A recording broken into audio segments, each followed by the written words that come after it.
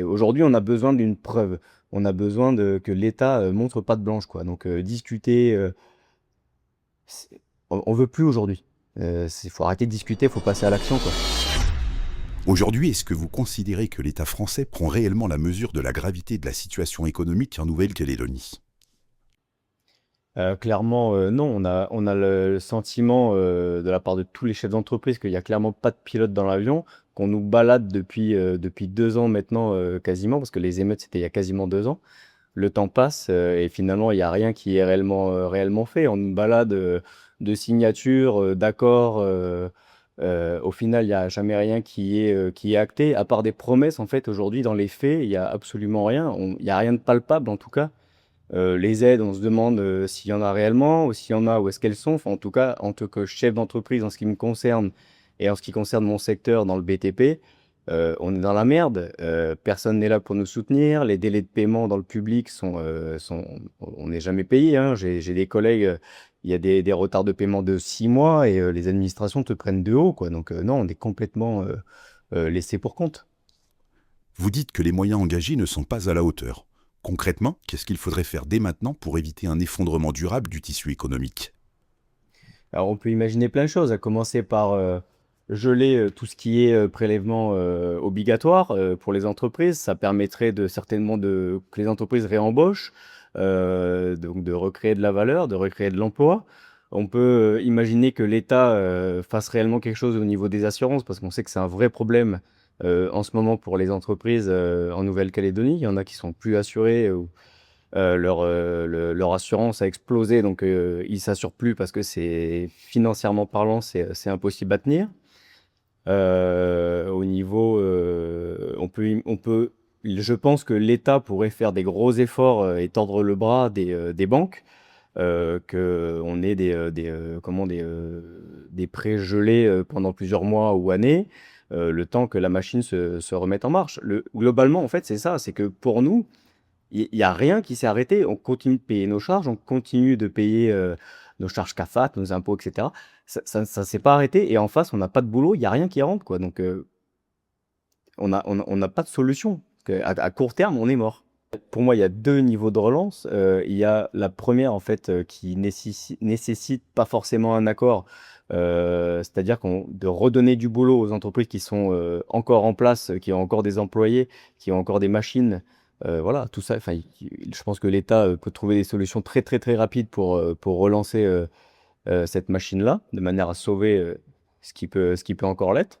Et ensuite, il y a la couche supérieure qui est un petit peu plus profonde, où là, effectivement, il y a besoin d'un accord pour déclencher des investissements qui sont plus conséquents et plus long terme. Mais la priorité pour moi, c'est de s'occuper déjà de redonner du boulot aux boîtes qui sont encore debout aujourd'hui.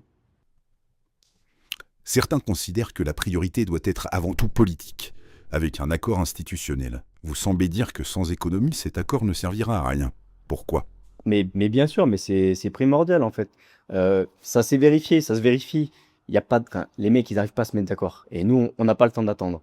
On n'a pas le temps d'attendre. On est en train de crever. J'estime que il y a encore pas mal de boîtes qui sont là, qui sont encore debout 2 ans après les émeutes. Euh, Enfin, les entreprises calédoniennes, on est des guerriers finalement. Putain, mais quel pays aujourd'hui, quelles entreprises dans un autre pays seraient capables de tenir autant? On a une résilience qui est incroyable et l'État s'en rend pas compte, ne le valorise pas et c'est un dommage absolu parce que qu'est-ce- toutes les choses qu'on pourrait faire, toutes les choses que les entrepreneurs et les entreprises calédoniennes pourraient faire, quand on voit ce qu'on est capable de faire, putain, c'est dommage quoi.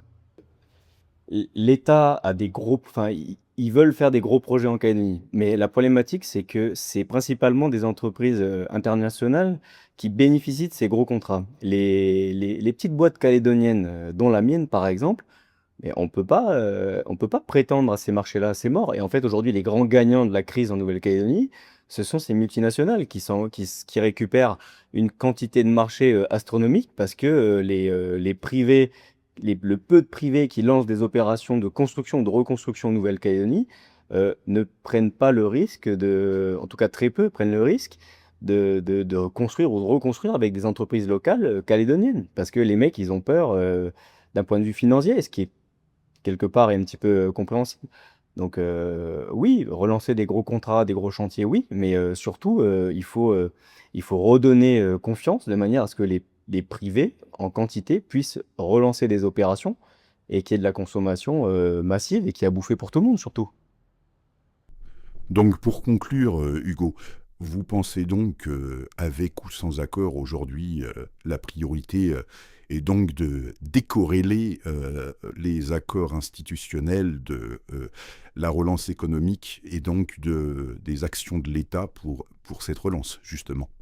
Mais je pense que même sans accord, ce que les gens attendent aujourd'hui, c'est qu'il y ait de l'argent qui rentre. Si la France, enfin si l'État envoie de l'argent de manière massive, les gens reprendront confiance.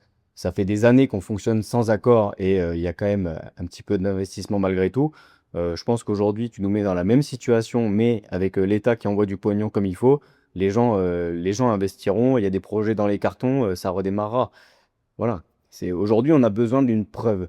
On a besoin de que l'État, montre patte blanche, quoi. Donc, discuter, c'est on veut plus aujourd'hui.